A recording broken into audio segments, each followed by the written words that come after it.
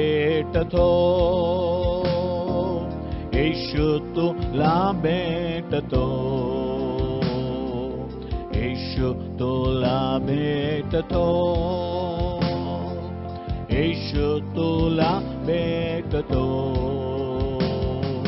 कधी नाही बदलणार, येशू तुला भेटतो, कधी नाही बदलणार, येशू तुला भेटतो.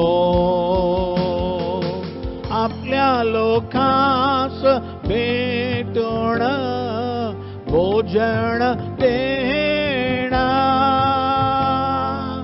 आपल्या लोकांस भेटून भोजन देणार. आज पण तुला तृप्त करणार, आज पण तुला तृप्त करणार, येशू तुला भेटतो, येशू तुला भेटतो. आपल्या लोकांस भेटून रोग सर्व मिटवणार, आपल्या लोकांस भेटून रोग सर्व मिटवणार. आज पण तुला बरं करणार, आज पण तुला बरं करणार, येशू तुला भेटतो, येशू तुला भेटतो, येशू तुला भेटतो, येशू तुला भेटतो. आपल्या लोकांस भेटून अद्भुत करणार, आपल्या लोकांस भेटून अद्भुत करणार. आज पण तुझ्यात क्रिया करणार, आज पण तुझ्यात क्रिया करणार, येशू तुला भेटतो, येशू तुला भेटतो, येशू तुला भेटतो, येशू तुला भेटतो.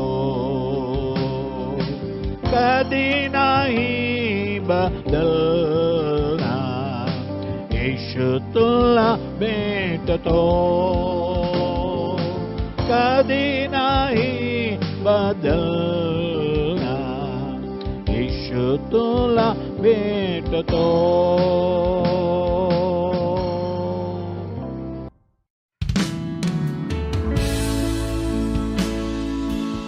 आमचा प्रिय बंधू बहिणीनो, येशू ख्रिस्तांच्या नावाने तुम्हा सर्वांना आम्ही स्वागत करीत आहोत. या आपण प्रार्थना करूया. जिवंत आणि पवित्र परमेश्वर देव बाप्पा, आकाश आणि पृथ्वीचा निर्माण करता पिता, धन्यवाद करतो पिता परमेश्वर. धन्यवाद राजा. पिता परमेश्वर, तुमचं वचन म्हणतं, हे माझ्या जीवा परमेश्वराचा धन्यवाद कर, हे माझ्या सर्व अंतर्यामा त्याच्या पवित्र नामाचा धन्यवाद कर. पिता, आम्ही तुझा धन्यवाद करतो राजा. पिता, धन्यवाद करतो पिता परमेश्वर, सुंदरशा वेळी तुम्ही आम्हाला एकत्र केलं म्हणून धन्यवाद राजा. पिता परमेश्वर, तुम्ही आमच्यामध्ये आहात म्हणून धन्यवाद पिता परमेश्वर. पिता, आज तुम्ही आमच्याशी बोला पिता, आमचे मन उघडा पिता परमेश्वर, आणि तुमचं वचन आमच्या हृदयावरती लिहिण्यासाठी तुम्ही मदत करा पिता परमेश्वर.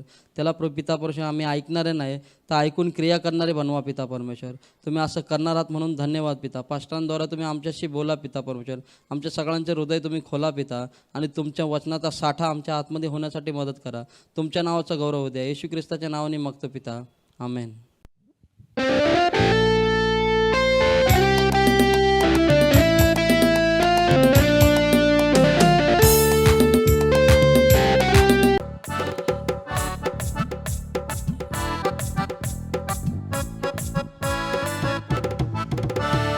आकाशामध्ये उडती कशी उडती कशी पहा पाखरे, उडती कशी पहा पाखरे.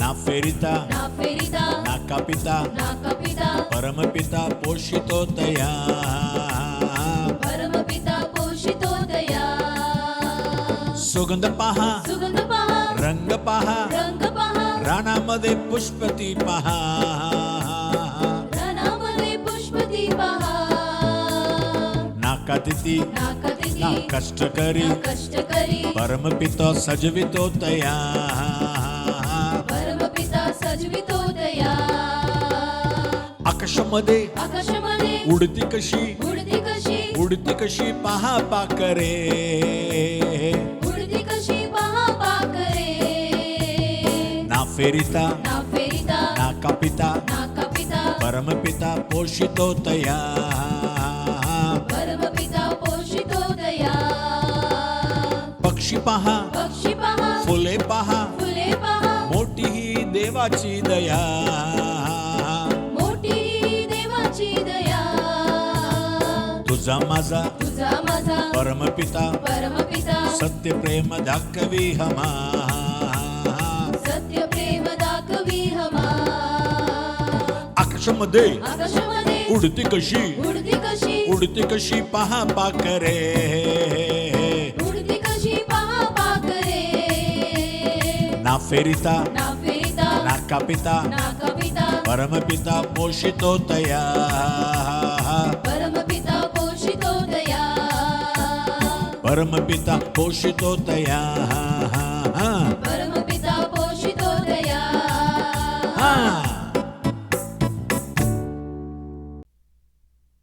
आमच्या प्रिय बंधू बहिणींना येशूच्या नावाने आमचे नमस्कार. येशू तुला भेटतो हा कार्यक्रमासाठी तुम्हाला मी स्वागत करीत आहे. याबरोबर प्रत्येक दिवस सकाळी पहाटे आणखीन एक कार्यक्रम तुमच्यासाठी मराठीमध्ये, फक्त मराठीमध्ये आहे. ते हे की सर्वेसरा संगे सकाळ. दर सकाळ तुम्ही देवाचं वचन, देवाच्या प्रार्थनाबरोबर तुम्ही दिवस आरंभ करू शकता. तर पहा, हे तुम्हाला आशीर्वाद असेल. चला आजचा वचनाकडे जाऊया. लेवी 23 अध्याय 34 वचन. लेवी 23:34. लेवी 23:34. इस्रायल लोकांना सांग, त्याच 7व्या महिन्याच्या 15व्या दिवसापासून पुढे 7 दिवसपर्यंत परमेश्वरा प्रीत्यर्थ मांडवाचा सण पाळावा. मांडवाचा सण पाळावा. हे मांडवाचा सण म्हणजे काय? 23 अध्याय 40 वचनामध्ये 23:40 मध्ये पहिल्या दिवशी तुम्ही चांगल्या झाडाची फळे, खजुरीच्या झावळ्या, दाट पाळवीच्या झाडाच्या ढाळव्या, ओहाल गतची वाळंजे ही आणून परमेश्वर तुमच्या देव त्याच्यासमोर 7 दिवस उत्सव करावा. हा एक उत्सव कसा आहे? पुन्हा पाहूया 23:34. मांडवाचा सण पाळावा. मांडवाचा सण हे कशासाठी पालन करावा? परमेश्वर काय म्हणतो? 23 अध्याय 42-43 मध्ये. 23 अध्याय 42-43. इस्रायल लोकांना सांग, त्या 7व्या 42-43 42 and 43 तुम्ही 7 दिवस मांडवात राहावे. जितके जन्मत इस्रायल आहेत त्यांनी मांडवात राहावे. म्हणजे तुमच्या पुढील पिढ्यांना कळेल की मी इस्रायल लोकांना मिस्र देशातून बाहेर काढले तेव्हा मांडवात त्यांना राहायला लावले. मी परमेश्वर तुमचा देव आहे. पहा, इस्रायल लोक मिस्र देशातून सुटका पाहून बाहेर आले. 40 वर्ष त्यांना मांडवात म्हणजे आमच्या भाषेमध्ये झोपड्यामध्ये राहण्यासाठी परमेश्वर दिलं. कारण काय? कधी त्यांना निघायचं माहीत नाही. देवाचा वादळ वर उचललं, वर उठला तर त्यांना प्रवास करायला पाहिजे.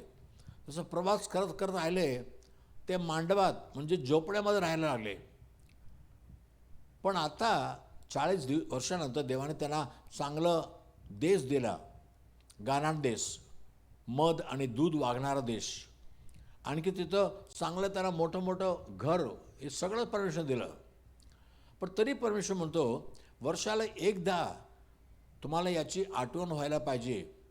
आपण कसं राहत होतो, पूर्वी आम्ही कसं राहत होतो, मांडवात राहत होतो, त्याची आठवण तुम्हाला यायला पाहिजे आणि तुमच्या मुलांना कळायला पाहिजे. देवाने आपला कुठला दरिद्रातून वर आणलेलं आहे.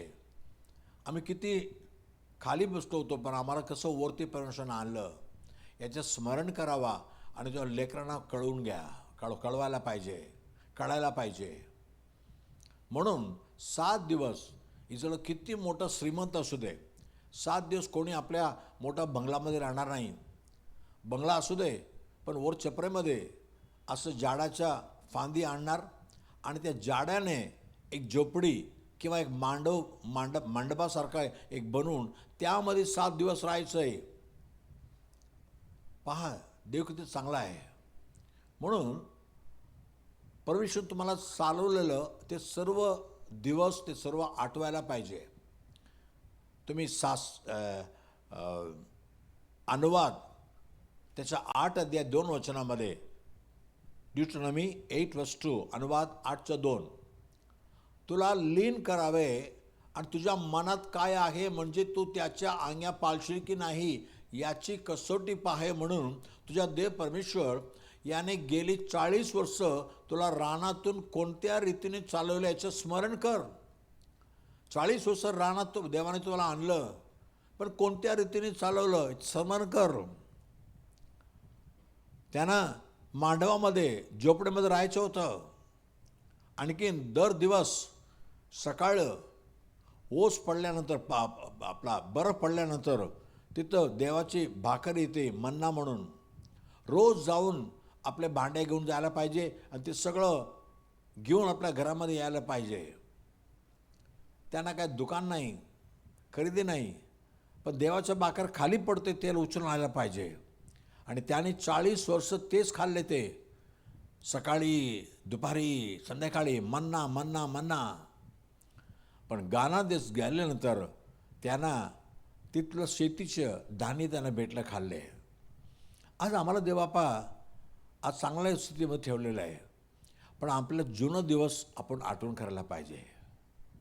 आम्ही कसं होतो कित्येक जीवनामध्ये त्या दिवशी आमच्या घरामध्ये महिन्याला एकदा मटण चिकन घेणे आम्हाला अवघड होते. पण आता आम्हाला आवडलं तर ताबडतोब फोन लावतो, स्विगी आण बाबा चिकन बिर्याणी, उबर ईट आण मला मटण बिर्याणी. ताबडतोब येते, 10 मिनिटात 15 मिनिटात येते. आज आम्हाला सुखाचे जीवन आहे, पण देवाने आम्हाला आणलेलं त्या मार्गाला कधी विसरला नाही पाहिजे. म्हणून दर वर्ष त्यांना आठवण करायला पाहिजे, वर्षावर्ष, की आम्ही डेरेमध्ये, आम्ही झोपडपट्टीमध्ये किंवा मांडवामध्ये राहत होतो. तुम्ही इब्रिकरास पत्र 11 अध्याय त्याच्या 9 वचनामध्ये, इब्रूस 11:9, इब्रिकरास पत्र 11:9 परदेशात राहावे त्याप्रमाणे तो वचन दत्त देशात विश्वासाने जाऊन राहिला. त्याच वचनाचे सहभागी वारस इसाक व याकूब याच्याबरोबर ढेऱ्यात त्याची वस्ती होती. अब्राम मोठा श्रीमंत होता, तरी तो ढेऱ्यामध्ये वस्ती करत होता. कारण काय, त्याची अपेक्षा काय, त्याचे विश्वास काय, देव आमच्यासाठी एक सुंदर नगर तयार करत आहे, सुंदर घर तयार करत आहे. त्याची आठवण, त्याची वाट पाहून तो ढेऱ्यामध्ये राहत होता. अब्राम लोकांपुढे किती मोठा श्रीमंत होता माहिती आहे का? तुम्ही उत्पत्ती 24 अध्याय 35 वचनामध्ये, जेनेसिस 24:35, परमेश्वराने माझ्या धन्याच्या फार कल्याण केले आहे. त्याचा नौकर म्हणतो, अब्रामचा नौकर, तो तोर झाला आहे. त्याला गुरे, मेंढरे, सोने, रुपे, दासी, ऊंट व गाढवे दिले. परमेश्वराने सर्व काही त्याला दिलेलं आहे. एवढं मोठं श्रीमंत आहे अब्राहम. तुम्ही उत्पत्ती 23 अध्याय 6 वचनामध्ये, जेनेसिस 23:6, उत्पत्ती 23:6 मध्ये त्या देशातील लोक काय म्हणतात बघा. अब्राहमाला पाहून, हे स्वामी आमची ऐका, आमच्यामध्ये आपण देवाचे एक सरदार आहात, एक सरदार आहात, मोठं माणूस आहात. तामिळमध्ये लिहिलेलं आहे, तो आमच्यामध्ये एक राजकुमारासारखा आहे. एवढं मोठं शान शौकत होतं, एवढं काय पैसे होतं, धन होतं, सोना होतं, चांदी होतं, तरी अब्राहम कुठं राहतो? डेऱ्यामध्ये. या विश्वासाने एकतर परमेश्वरने आम्हाला कुठून वर आणलेलं आहे याचा विसर नाही पाहिजे. कधी तुमच्या मागचं जीवन विसरू नका. तुम्हाला परमेश्वराने धुळ्यातून उठवलं. पहिला शामेल 2:8 फर्स्ट शामेल 2:8 पहिला शामेल 2:8 लिहिलेलं आहे ना, परमेश्वर कंगालाला धुळीतून उठवतो, दरिद्र्यांना उकिरड्यातून उचलून उभे करतो. म्हणजे मग ते सरदाराच्या शेजारी बसतात आणि वैभवी सिंहासन त्यांना प्राप्त होते. कारण पृथ्वीचे आधारस्तंभ परमेश्वराच्या हातात आहेत, त्यावर त्याने दुनिया ठेवली आहे. किती बघा, आम्हाला धुळीतून परमेश्वराने उचललेलं आहे आणि आता मोठं चांगलं काम भेटलेलं आहे, मोठ्या पदामध्ये आहे, चांगलं आम्हाला सगळं काय खायला भेटतं, सगळं काय आहे. पण कुठून देवानं उचललं त्याचं आठवण करा. म्हणून अब्राहम एकतर देवाने मला कुठून वर आणले याला आठवण करण्यासाठी तो डेऱ्यामध्ये राहत होता. आणखीन तो 10 वचनामध्ये इब्रिकांसपत्र 10 त्याच्या 11 अध्याय 10 वचनमध्ये, इब्रूस 11:10 कारण पाये असलेल्या व देवाने योजलेल्या व बांधलेल्या नगराची तो वाट पाहत होता. देव माझ्यासाठी सुंदर नगर बनवतो आहे, येणारा दिवस याच्यापेक्षा चांगला असणार, म्हणून आज मी डेऱ्यामध्ये राहणार. एक तर मी आपल्या जुनं जीवन विसरलं नाही पाहिजे. देवाला धन्यवाद द्या, कुठून मला उचललं आणलं आहे. आणखीन यापेक्षा आणखीन सुंदर देशाच्या नगराच्या जीवनाच्या वाट पाहत राहा. देवाने त्यांना सुंदर देश बनवले. बघा 16 वचनामध्ये इब्रिस क्रनासपत्री 11:16 इब्रिस 11:16 पण आता ते अधिक चांगल्या देशाची म्हणजे स्वर्गीय देशाची उत्कंठा धरतात. यामुळे आपणाला त्याच्या देव म्हणून द्यायला देवाला त्याची लाज वाटत नाही, कारण त्याने त्यांच्यासाठी नगर तयार केले. बस मस्त वचन बघा बा, त्यांनी सोडून आलेल्या देशाची अपेक्षा नाही केली. यापेक्षा अधिक चांगला देश परमेश्वर आम्हाला ठेवलेला आहे. त्या स्वर्गीय देशाची उत्कंठा धरतात. म्हणून देव म्हणतो, मी तुमच्या देव म्हणून सांगायला मला लाज वाटणार नाही, कारण तुम्ही माझ्यासाठी सर्व काही सोडून आले आणि माझी अपेक्षा करतात चांगल्या देशाची. आणि देवाने चांगलं नगर तयार केलेलं आहे. माझे प्रियानो, एकतर तुम्ही कुठून आले त्याला विसरू नका, देवाला धन्यवाद करा. दुसरं, यापेक्षा सुंदर देवाने तयार केलेलं नगर, देवाने तयार केलेलं घर आमच्यासाठी स्वर्गामध्ये आहे. त्या स्वर्गीय देशाची वाट पाहत राहा, अपेक्षा करत राहा. करितकरासपत्री 2 पत्री 5 अध्याय 1 वचनामध्ये 5:1 कारण आम्हाला ठाऊक आहे की आमचे पृथ्वीवरील मंडपरूपी ग्रह मोडून टाकण्यात आले, तर देवाने आमच्यासाठी सिद्ध करून ठेवलेले आमचे निवासस्थान स्वर्गात आहे. ते हाताने बांधलेले ग्रह नसून सार्वकालिक आहे. देवाने आमच्यासाठी निवासस्थान स्वर्गात तयार केलेले आहे. ते आता आम्ही या जगामध्ये हातातून बांधले ना, आपल्या हाताने बांधले तसं नाही आहे. ते सर्वकालिक आहे. हे आमच्या या देशाच्या, आमच्या पृथ्वीच्या घर थोडे दिवस राहणार, थोडं साल वर्ष राहणार, तुम्ही 100 वर्ष राहणार, नंतर कुठं जाणार? त्या स्वर्गाचा देश, स्वर्गामध्ये घर आहे, याची अपेक्षा करा. आम्हाला सुंदर देश आहे स्वर्ग देश, सुंदर नगर आहे स्वर्गीय यरूशलेम, आणि सुंदर घर आहे स्वर्गामध्ये देवाने स्वतः बांधलेले. ते सार्वकालिक. या जगाचे जीवन तुम्ही 100 वर्ष 120 वर्ष राहू शकता, त्यानंतर कुठं जाणार? मेल्यानंतर कुठं जाणार? येशूने सांगितलं की तुमच्यासाठी मी स्वर्गामध्ये जगात तयार करत आहे. तयार झाल्यानंतर मी येऊन तुम्हाला घेऊन जाणार. माझे प्रियानो, या जगाचं जीवन चांगलं आहे, याचा धन्यवाद करा. पण यापेक्षा सुंदर जीवन स्वर्गाचे जीवन आहे. तिकडे जायचं तर एकच मार्ग आहे ना. येशूने म्हटलं, मार्ग, सत्य व जीवन मीच आहे.